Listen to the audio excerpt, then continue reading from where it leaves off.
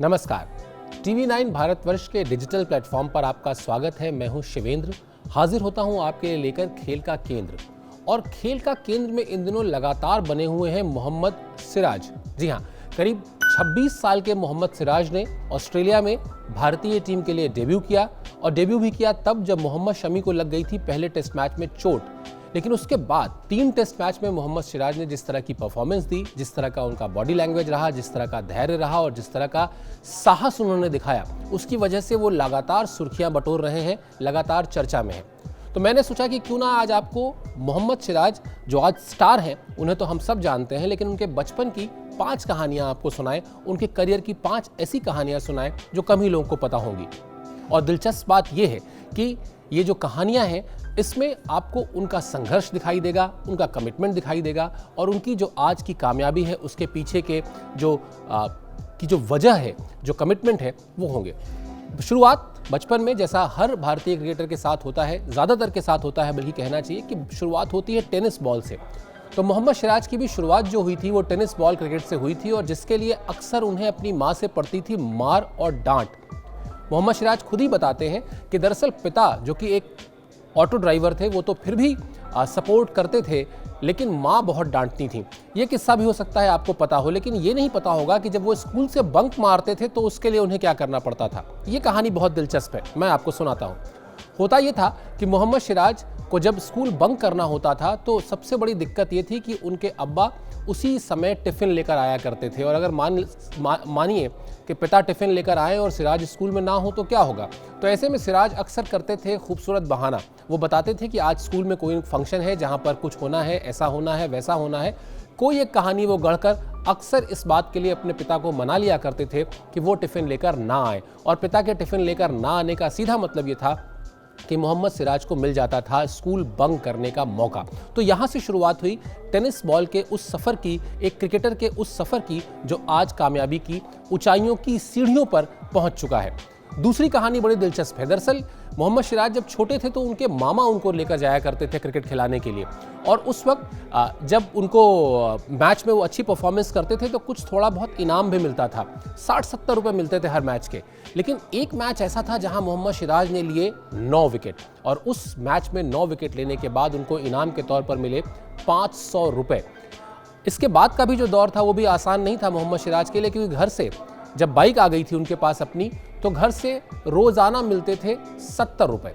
अब उस समय पेट्रोल की जो कीमत थी उसमें मोहम्मद सिराज खुद ही बताते हैं कि 60 रुपये तो खर्च हो जाते थे पेट्रोल में, रह जाते थे 10 रुपये। उसी में आप चाहे कुछ स्नैक्स खा लें, चाहे थोड़ी मौज मस्ती कर लें, लेकिन 70 रुपये का ही पूरा खेल था मोहम्मद सिराज के पर्स का, उनकी जेब का।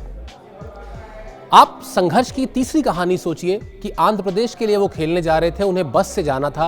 मोहम्मद सिराज को गाने सुनने का बहुत शौक था। वो चाहते थे कि उनके पास एक मोबाइल हो जिसमें कुछ गाने हों, और वो हेडफोन लगा के बस का वो जो बोरिंग सफ़र है उस सफ़र को काट सके, लेकिन एक फ़ोन नहीं था।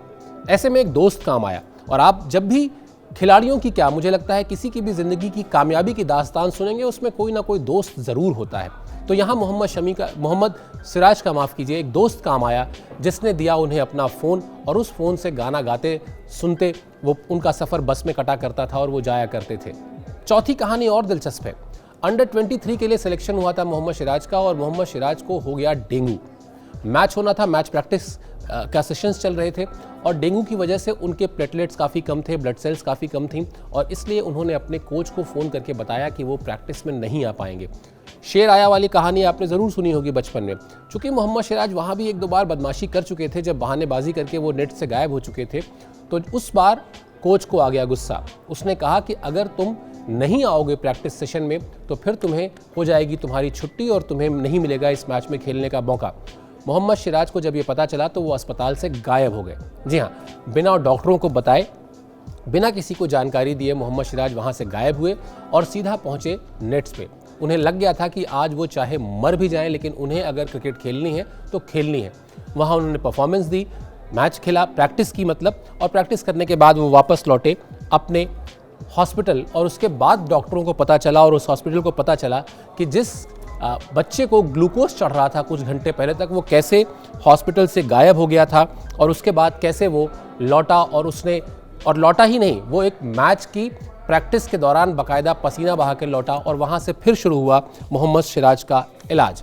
तो ये 4 कहानियों के बाद 5वीं कहानी जो मुझे लगता है सबसे दिलचस्प है और जो बहुत भावुक इसलिए है क्योंकि इसी ऑस्ट्रेलिया दौरे के पहले, शुरू होने के कुछ ही पहले, मोहम्मद सिराज ने अपने पिता को खो दिया था। उनका इंतकाल हो गया था और उनका जो परिवार है, जिस तरह का संघर्ष है, उस संघर्ष में जो उनके पिता का योगदान है, इसलिए वो हमेशा उनको याद करते हैं। कहते हैं कि ये उन्हीं की बदौलत है सब कुछ। लेकिन वो एक किस्सा बताते हैं कि जब उनके अब्बा, जब मोहम्मद सिराज का नाम होने लगा, लोग उन्हें जानने लगे, तो कैसे जब उनके पिता नमाज़ पढ़ने जाते थे तो लोग कहते थे कि देखो ये मोहम्मद सिराज का फादर है, मोहम्मद सिराज के अब्बा हैं। तो ये एक ऐसी भावुक कहानी है जो अक्सर मोहम्मद सिराज सुनाते हैं और वो खुद भावुक हो जाते हैं क्योंकि उन्हें याद आते हैं वो 70 रुपए जो उनके पिता उन्हें दिया करते थे अपने मुश्किल दिनों में ऑटो चलाने के बाद बची हुई राशि में से, और उससे शुरू हुआ क्रिकेट करियर जो आज पहुंच चुका है भारतीय टीम तक। दिलचस्प कहानी ये भी है इसमें एक छोटी सी कि उनको जब आईपीएल का करार पहली बार मिला था तो वो बहुत मायूस थे क्योंकि शुरू में उनके नाम पर कोई बोली ही नहीं लगा रहा था। लेकिन फिर कुछ ऐसा हुआ कि हैदराबाद और आरसीबी 2 टीमों में उनको लेकर बोली लगने का जो होड़ थी वो शुरू हुई और नतीजा ये हुआ कि उनको मिले 2 करोड़ से ज़्यादा रुपए। उस वक्त उन्होंने कहा था कि एक बंगला बने न्यारा, यानी सबसे पहले खरीदूंगा एक घर। तो हमारी तरफ से TV9 भारतवर्ष की तरफ से मोहम्मद सिराज को ढेर सारी शुभकामनाएं, क्योंकि अभी बहुत सारी सीरीज़ आनी है।